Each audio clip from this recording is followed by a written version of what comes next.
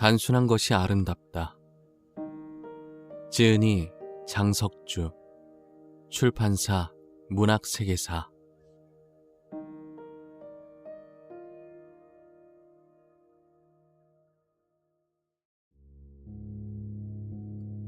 1. 넘치기보다는 부족한 듯 사는 것. 그 간소함 속에서 본질과 진리가 빛난다. 저녁이 있는 삶.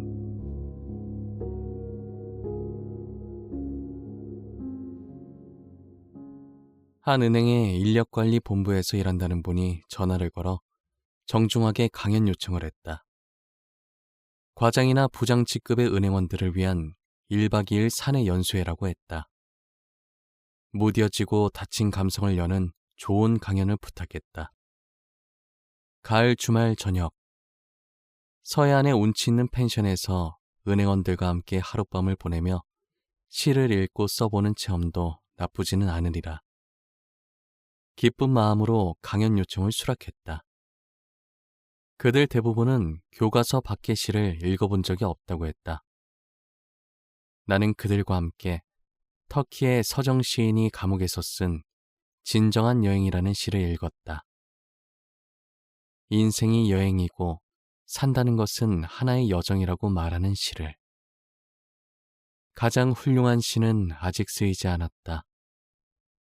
가장 아름다운 노래는 아직 불리지 않았다. 최고의 날들은 아직 살지 않은 날들. 가장 넓은 바다는 아직 항해되지 않았고, 가장 먼 여행은 아직 끝나지 않았다. 불멸의 춤은 아직 추워지지 않았으며, 가장 빛나는 별은 아직 발견되지 않은 별. 무엇을 해야 할지 더 이상 알 수 없을 때, 그때 비로소 진정한 무엇인가를 할 수 있다. 어느 길로 가야 할지 더 이상 알 수 없을 때, 그때가 비로소 진정한 여행의 시작이다. 나짐 히크메트, 진정한 여행. 우리는 모두 지구라는 초록별의 여행자들이다. 이 여행에서 삶이 훌륭한 시가 되고 아름다운 노래가 되길 바란다. 우리는 자주 길을 잃고 어디로 가야 할지 몰라 우왕좌왕한다. 그렇다고 너무 실망하거나 낙담할 필요는 없다. 인생 최고의 날들은 아직 살지 않은 날들일 테니까. 짝짝짝.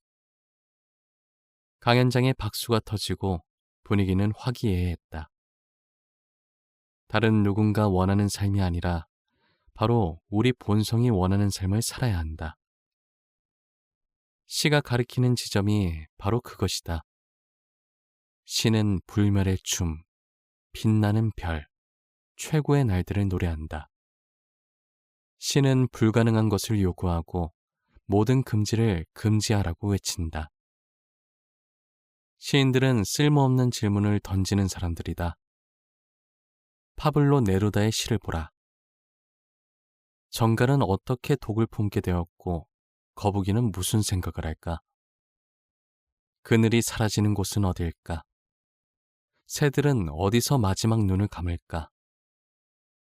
시는 그런 쓸모없는 질문들을 던져대고 끝내는 아무도 얘기하지 않는 시대의 역사를 폭로한다.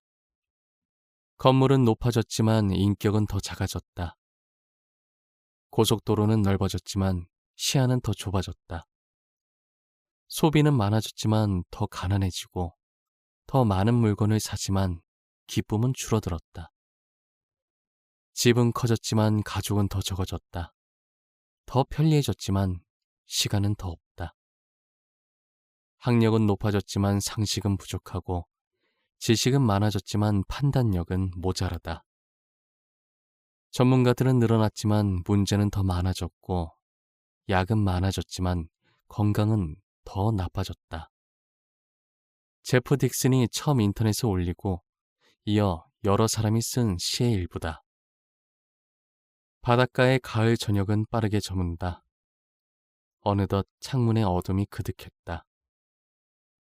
그들의 낯빛이 눈에 띄게 어두워졌다.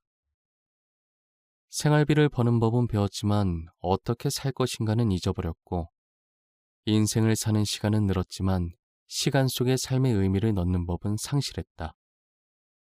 이어지는 시구는 애두르지 않고 어두운 역사를 더 날카롭게 드러낸다. 그들의 낯빛은 더 어두워지고 더는 박수도 나오지 않았다. 무겁고 침울한 표정으로 앉아있는 그들에게 물었다. 왜 날이 갈수록 삶이 팍팍해질까요? 내가 물었지만 아무도 대답하지 않았다. 그들은 시무룩한 채 입을 굳게 닫고 있었다. 강연이 끝나고 시쓰기 체험을 하는 시간을 가졌다. 시를 한 번도 써본 적이 없는 그들이지만 명민한 시를 써냈다. 한 사람씩 쓴 시를 낭독하고 시의 배경과 동기를 설명했다. 동료들의 시가 낭독되자 웃음과 환호성이 퍼지고 박수가 터졌다. 맞아, 바로 내 얘기야. 하지만 달아올랐던 분위기가 이내 가라앉았다. 누군가 메마른 삶에 대한 불만을 터뜨리고 누군가 울음을 터뜨렸다. 그게 신호탄이었다. 몇 사람이 울음을 터뜨렸다. 자신들의 내면 상처들이 드러나자 당황하고 침울해하더니 나중엔 격해진 감정을 추스르지 못했다. 한 집안의 가장이요 남편이고 아들로 산 이들. 누구보다 성실하게 제 삶을 꾸려온 이들을 불행하게 한 것은 무엇이었을까? 많은 사람이 제 삶을 돌아보고 난 뒤 제 삶이 멍과 상처투성이라는 사실을 깨닫는다. 고액 연봉이 보장된 직장이 있지만 행복하지 않았다. 업무는 넘치고 퇴근 시간은 늦었다. 새벽에 나와 종일 과중한 업무에 시달리다가 자정이 되어야 귀가했다. 일은 무거운 짐이다. 그 짐을 짊어지고 허덕대느라 불행하다는 것조차 자각하지 못했다. 그들에게 자기만의 저녁 시간이 없었다. 누가 그들에게서 저녁 시간을 빼앗아 갔을까?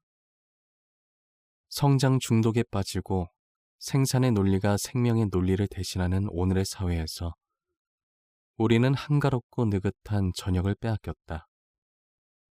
많이 가져도 만족이 없고 겉으로 풍족해 보이는 삶은 속으로는 멍들고 빈곤해졌다.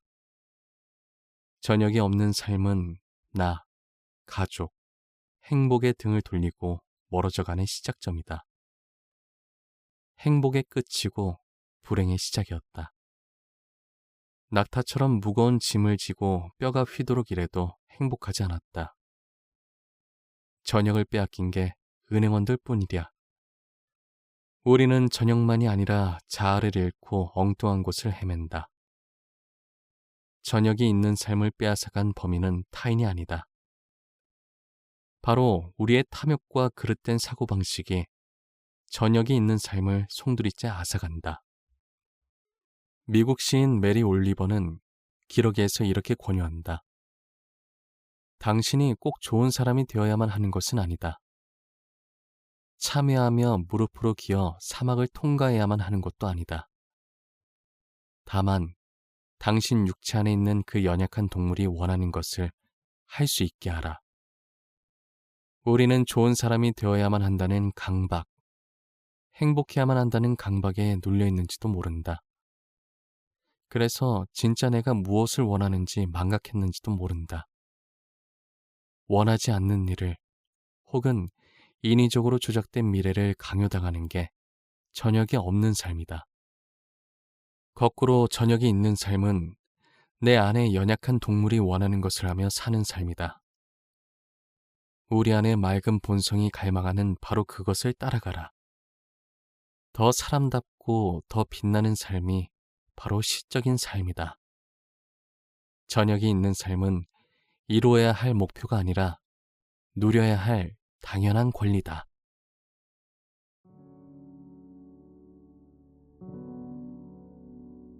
물건들의 속박에서 벗어나라.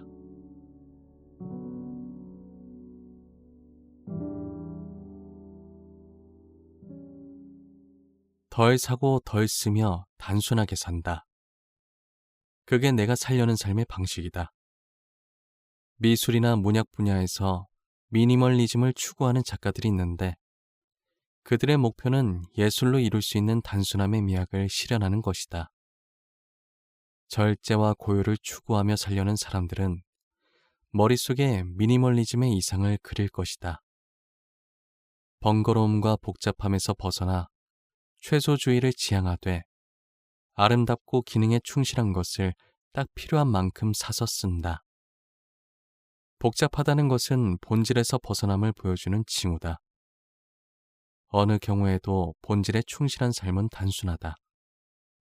단순함은 본질을 지향하는 간소한 생활을 한다는 것이고, 나 자신이 만든 삶의 기율에 충실하다는 뜻이다. 단순하게 살고 싶은가? 그렇다면 먼저 주변에 흩어져 있는 물건들을 정리하라. 쓰지 않는 물건들은 필요가 없는 것들이다. 그것들을 과감하게 내다 버려라. 물건의 수를 줄이고 간소한 생활을 되찾는 것은 나 스스로 주체가 되는 생활로 되돌아가는 것과도 상통한다. 물건들은 삶의 환경이자 삶의 일부지만 필요 이상으로 넘칠 때 짐으로 전락한다. 나약한 정신을 가진 사람일수록 쓸모없는 물건을 버리거나 치우지 못한다. 그런 부류의 사람은 제 주변을 정리하지 못한 채 복잡함에 끌려가며 살아간다. 단순하게 살고 싶은가? 그렇다면 몸에서 잉여에 지나지 않는 지방을 빼듯이 불필요한 것들을 과감하게 버려라. 현재 사용하는 가구, 그릇, 옷, 그 밖의 물건 중에서 가장 유용하고 좋은 것들만 남겨라. 나머지 것들은 이웃에게 나눠주거나 구호단체에 기증하라. 쓸데없는 물건들을 치우고 나면 거실은 훨씬 넓어진다. 넓은 자리를 차지한 소파를 드러내고 불필요한 장식물들을 치워라. 외출해서 돌아와 텅 빈 거실의 정갈함에 기분이 정말 좋아진다. 정갈해진 공간은 오래 머물고 싶게 한다. 다시 물건을 채우지 않는다면 거실이 복잡하거나 난잡한 상태로 돌아갈 일이 없다. 물건을 최소화하고 살면 무엇보다도 마음이 단순해지는 기적을 맛볼 수 있다. 마음이 단순해지면 직관이 예민해지고 물질이 가리고 있는 본질을 더 잘 투시하게 된다. 간소한 삶을 바란다면 최소의 물건들에 만족하라. 어떤 필요에서 물건들을 구매할 때 싼 것을 찾지 말고 비싸더라도 단순하면서도 기능에 충실한 것들을 사라. 반짝이는 샛별과 빛나는 태양이 그렇듯 꼭 필요한 물건은 그 본질에 충실하다. 본질에 충실한 단순한 물건일수록 품질이 높을 가능성이 크다는 점을 기억하자. 10여 년 전에 꽤 비싼 캐시미어 겨울 코트를 마련했다. 디자인도 좋고 가볍고 따뜻했다. 10년째 그 코트를 입는다. 입을 때마다 그 코트가 늘 새 옷처럼 마음에 든다. 오래 쓸수록 멋과 포미가 있는 물건이 좋은 물건이다. 본질에 충실한 물건들은 시간이 흐를수록 그 진가를 드러낸다. 왜 단순하게 살아야 하는가? 그 이유는 매우 분명하다. 물질에 몸과 마음이 매이지 않아야만 비로소 인생과 그 본질적 가치에 집중할 수 있기 때문이다. 소비주의에서 자유롭고 싶다면 무엇을 해야 하는가? 먼저 버려라. 단순함과 간소함 속에 삶의 진리가 숨어 있다. 당신의 삶을 지금보다 더 단순화시켜라. 넘치기보다는 부족한 듯 사는 것. 그 간소함 속에서 본질과 진리가 빛난다. 소유하는 것이 존재하는 것보다 더 중요할 수는 없다. 돈을 쫓지 말라. 돈으로 비싼 물건을 살 수는 있겠지만 행복과 자유를 얻을 수는 없다. 권력이나 출세를 탐하지도 마라. 그것을 거머쥐면 한순간 우쭐을 할 수는 있겠지만 그 만족은 길지 않다. 삶을 단순화하되 행복과 열정을 쫓으라. 간소한 물건들을 자족하며 자유와 기쁨을 쫓으라.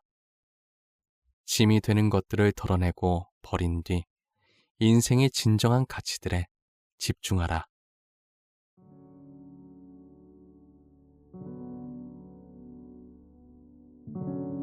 집은 작은 게 좋아.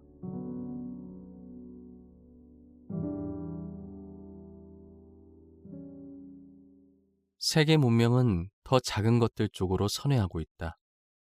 작은 게 쓸모있고 더 아름답다. 정부 조직, 기업, 가전제품까지 더 작게 줄이는 것. 다운사이징이 주목을 받는다. 스몰, 다이어트, 경량화가 문명의 새로운 패러다임이다. 스몰 하우스 운동도 그 흐름의 일부다. 작은 집은 삶의 방식과 연관이 있다. 집은 살아가는 데 필요한 거처일 뿐 그 이상은 아니다. 이제 사람들은 다른 걸 희생하면서까지 집을 갖겠다는 사고방식을 어리석다고 생각한다. 사는데 집이 짐이 되어서는 안 된다. 제 분수보다 큰 집에서 은행에서 빌린 원금과 이자를 갚느라 허덕이며 사는 것만큼 어리석은 게 또 있을까? 이 당연한 사고방식이 공감을 얻으면서 작은 집이 새삼스럽게 주목을 받는다. 단순하게 살려면 작은 집에 살아야 한다. 작은 집은 집세나 유지비가 적게 든다. 집에 들이는 돈을 벌려고 너무 오래 일하지 않아도 된다는 뜻이다. 큰 집을 지어 환경에 부담 주는 일을 하고 싶지 않은 사람. 새로운 생활의 계기를 갖고 싶은 사람. 큰 집을 위해서가 아니라 다른 일에 돈과 시간을 쓰고 싶은 사람. 조용히 책을 읽고 사색할 공간을 갖고 싶은 사람. 그냥 작고 소박한 생활 자체를 좋아하는 사람. 이라면 작은 집에 만족해야 한다. 큰 집을 소유하려는 인습적 욕망을 버리자. 가구나 물건들을 적게 소유하자. 작은 집에서는 단순한 생활만 가능하다. 물질을 쫓는 삶의 방식에서 단순한 방식으로 삶을 바꿔야 한다.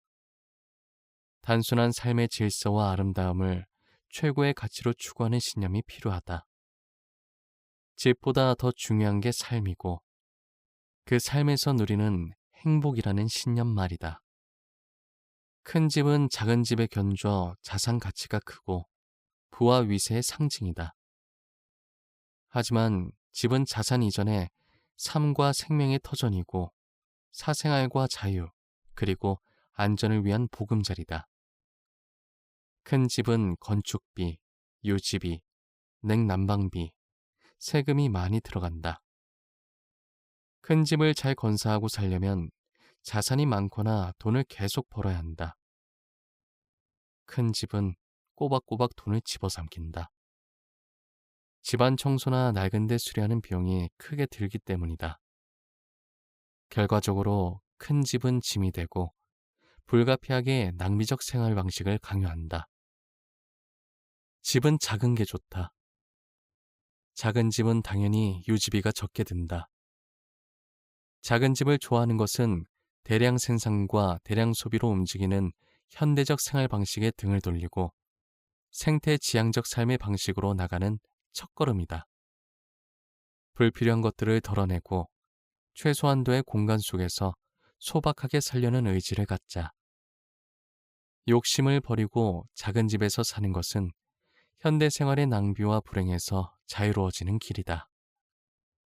먼저 공허한 욕망의 덫에서 빠져나오고 필요 없는 물건과 공간에서 자유로워지자. 여러모로 따져볼 때 작은 집이 더 좋다. 그 유익함은 여럿이다. 집세나 대출이 없고 고정자산세도 내지 않는다. 필요한 전력은 태양열 지별판이 반영구적으로 공급해준다. 음식물 쓰레기나 사용한 물은 텃밭으로 돌려보내면 되고 거창한 하수시설도 필요 없다. 쓸 수 있는 전력이나 공간이 제한돼 있기 때문에 쓸데없는 물건을 살 일도 많지 않다. 작은 집은 돈과 시간을 절약해주고 그만큼 더 자유를 확보해준다. 당신은 어떤 사람인가? 물질보다 마음의 평화가 더 중요하고 작고 소박한 생활을 더 좋아하는가? 만일 이 물음들에 네라고 대답할 수 있다면 당신은 작은 집에 살 자격이 충분하다.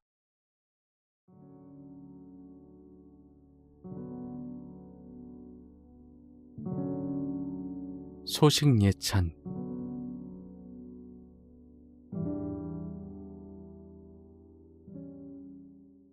지난 연말 바쁘다는 핑계로 미루고 미루던 종합검진을 받았다. 금식하고 물약을 몇 번이나 들이킨 뒤 밤새 맑은 액체가 나올 때까지 설사를 했다. 장을 비우고 위와 대장 내시경 검사를 마쳤다. 얼마 뒤 병원에서 보내준 건강검진 검사 결과지를 받았는데 당, 콜레스테롤, 중성지방, 고지혈증 등등 건강위험 신호를 알려주는 경고등이 켜진 걸 알았다. 집 근처 내과 병원에서 다시 정밀검사를 받고 의사에게서 식이요법과 운동요법의 처방을 받았다. 쌀밥 대신 현미밥을 먹고 야채 위주의 식단을 꾸렸다. 양은 반 공기 이하로 줄였다. 콩을 넣은 현미밥, 된장찌개, 다시마쌈, 브로콜리, 삶은 양배추, 아보카도 샐러드, 낫또 따위로 끓인 집밥을 먹는다. 입으로 들어오는 음식은 30번씩 씹어 넘긴다. 음식을 낱낱이 씹고 분해하며 그 맛을 충분히 느끼면서 먹는다. 밀가루 음식, 빵, 아이스크림 따위는 끊었다. 헬스클럽에 등록하고 날마다 운동을 한다. 손목에 웨어러블 기기를 차고 날마다 10,000보 이상을 걸으며 걷는 기쁨을 오롯하게 누린다. 소박하게 먹고 단순하게 사는 것. 그게 내 방식의 삶이다. 하루의 보람은 사과 하나를 먹는 거, 3시간 이상 햇볕을 쬐며 걷는 거, 8시간 정도 읽고 쓰는 거, 심심함 속에 머무는 것 따위다. 그리고 이타적 생각을 하며 살기. 어제보다 더 나은 사람 되기를 실천해야 삶이 온전해진다. 한 달이 지나 다시 피검사를 했다. 몸에 어떤 변화가 일어났을까? 과연 콜레스테롤, 중성지방, 고지혈증이 정상으로 돌아오고 공복 전후 혈당 수치는 반으로 내려갔다. 건강이 나아지고 있다는 청신호가 켜진 것이다. 누구나 무엇을 먹느냐는 문제는 어떤 방식의 삶을 사느냐와 연관된다. 먹는다는 건 외부 음식을 몸 안으로 들이는 일 이상이다. 무엇을 먹느냐에 따라 우리가 다른 사람이 되는 건 분명한 일이다. 나는 내가 먹는 음식의 총체이니 무엇을 먹는가는 내가 사회적, 정치적, 정서적으로 어떤 사람인가를 말해준다. 나는 시골에 살면서 장을 보고 직접 음식들을 만든다. 적게 먹고 좋은 것으로 골라 먹고 직접 요리해서 즐겁게 먹자. 그게 더 나은 삶을 위한 첫 번째 방법이다. 가공식품 대신 자연에서 구한 재료로 만든 음식을 즐기자. 나는 적게 먹는 사람이 더 건강하고 건강한 사람이 더 행복해진다고 믿는다. 건강한 삶과 식생활 습관 사이에는 때려야 뗄 수 없는 관계가 있다. 식사가 날마다 작은 축제라면 무엇을 먹든지 즐겁게 드시라. 먹는 것에 감각을 집중하고 입안에 있는 7,000개 미각돌기를 통해 그 맛의 심연까지 속속 들이가 닿아야 한다. 사과를 베어 물 때 그 맛과 향기, 색깔뿐만 아니라 아삭하는 소리에 귀를 기울인다. 아삭하고 과육을 베어 무는 소리는 마음을 얼마나 즐겁게 하는가. 어떤 음식이든지 미각, 후각, 시각, 청각의 자각이 명석하지 못하면, 그래서 먹는 즐거움이 빈약하면 음식을 충분히 즐긴 게 아니다. 먹는 것에 즐거움이 없는 곳에는 천국의 기쁨도 없다. 자연에서 취한 신선한 재료로 만든 것을 먹되 오래 천천히 씹어 먹어야 한다. 천천히 씹어 먹으면 포만감 때문에 음식을 적게 먹을 수 있다. 식욕은 부, 권력, 명예를 향한 욕망과 빼닮았다. 식욕은 몸의 문제가 아니라 정신의 문제다.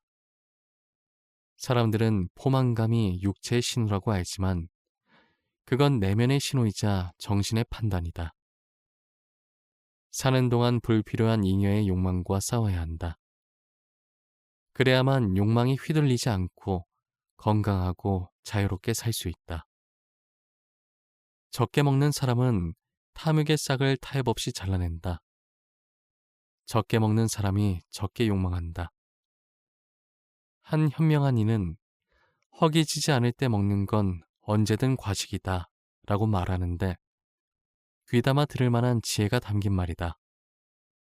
간디는 소식한 사람으로 유명했는데 그가 먹은 것은 바라밀 88g, 으깬 채소 88g, 부드럽게 반죽한 아몬드 페이스트 88g, 씁쓸한 레몬 6g, 꿀 57g이 전부다. 왜 이렇게 적게 먹었을까? 욕망을 줄이는 걸 바른 삶의 방식으로 알고 따랐기 때문이다. 건강한 삶에는 욕망이 아니라 올바른 의지와 선택이 작동한다. 몸무게를 줄이려고 적게 먹는 게 아니라 적게 먹으려고 몸무게를 줄여야 한다.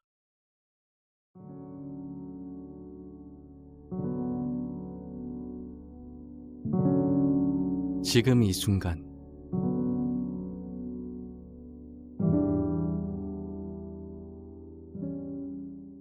입춘 지난 뒤 햇볕이 돋아워졌다. 천지간의 음의 기세가 누그러지고 양의 기운은 퍼져간다. 어제 산책길에서 만난 바람은 여전히 옷깃을 여미게 할 정도로 찬 기운을 품었지만 한겨울의 그것과는 미묘하게 달랐다. 잔설 녹은 자리에 복숭꽃이 피고 제주도에서는 유채꽃 소식이 날아든다. 곧 남녘 동백과 매와 가지에 꽃망울이 맺혔다는 반가운 소식이 이어질 테다. 오는 봄은 새 봄이고 내 생에서 처음 맞는 전대미문의 봄이다.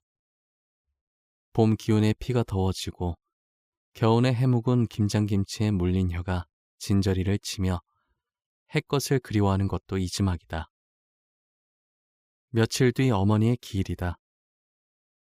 어머니는 대장암 말기에 수술을 받은 뒤 상태가 나빠져서 의식이 혼미한 가운데 산소호흡기를 달고 연명 치료를 받다가 돌아가셨다. 생애 마지막 2달을 요양병원 중환자실에서 보내셨다. 아버지가 돌아가신 뒤 어머니는 시골로 내려와 10여 년을 나이든 장남과 함께 보냈다. 장남은 과묵한 사람이고 극에 지나쳐 무뚝뚝하다 할 정도로 말수가 드문 사람이었으니 어머니의 여생은 말벗 없이 쓸쓸했다. 그 쓸쓸함이 한기와 같이 뼛속까지 스며 몸서리치곤 하셨다. 나중엔 무뚝뚝한 장남 보기를 돌같이 하시며 텃밭에 채소를 가꾸고 들깨를 심고 거두는 것을 보람으로 삼아 부지런히 수족을 놀리며 지내셨다. 옛 어른들은 남에게 제 자식을 일컬을 때 견돈 혹은 도나라고 했다. 제 자식을 부르면서는 개돼지 혹은 돼지 새끼라고 비하하는 호칭을 쓴 반면 남의 자식에겐 영윤이나 영애라는 한껏 높임말을 썼다. 제 자식을 사랑하지 않음에서가 아니라 명심보감의 줄레편에 나오는 대로 아버지는 자식의 덕을 언급하지 않는다는 예를 따르고 겸양지덕을 지킨 것이다. 내 부모도 자식 사랑을 드러내놓는 쪽은 아니었다. 철없던 젊은 시절 그게 은근히 불만이기는 했다. 저는 최선을 다했어요. 이만하면 잘하지 않았나요? 내 부모 역시 내심 자식을 자랑스러워했을지 모르나 입 밖으로 낸 적은 없다. 40줄 들어서며 나는 부모에게 고분고분하지 않았다. 어머니는 늙은 아들의 섭생을 염려하며 끼니 때마다 따뜻한 밥을 차리셨다. 덜어는 입맛을 고려해 만두를 빚거나 국수를 끓이고 동재는 팥죽을 쑤었다. 나는 군말 없이 그 음식들을 꾸역꾸역 먹었으나 고맙다는 인사는 하지 않았다. 차라리 대면대면한 편이었다. 지금 돌이켜보면 막심한 불효였다. 어머니가 돌아가신 뒤 정 많은 동생들은 애가 끊긴 듯 몸부림치며 비통한 울음을 쏟아냈으나 나는 끝내 울음을 보이지 않았다. 상을 치른 뒤 겨우 이런 적막한 시나 한 편 지었을 뿐이다. 어머니 상 치른 뒤 보름 지나고 모라는 아직 일러 땅속에서 웃고 있는데 가스불은 끄고 형광등은 켜고 한밤중 널따란 부엌에 우두커니 앉은 웬 늙고 낯선 남자. 마두금이 없으니 삶은 계란을 3개째 먹는 중이다. 졸시 한밤중 부엌. 어머니를 잃은 내 슬픔은 표현되지 않는 슬픔. 저 밑바닥에 고요히 흐르는 슬픔이었다. 어머니 없이 맞는 3번째 봄이다.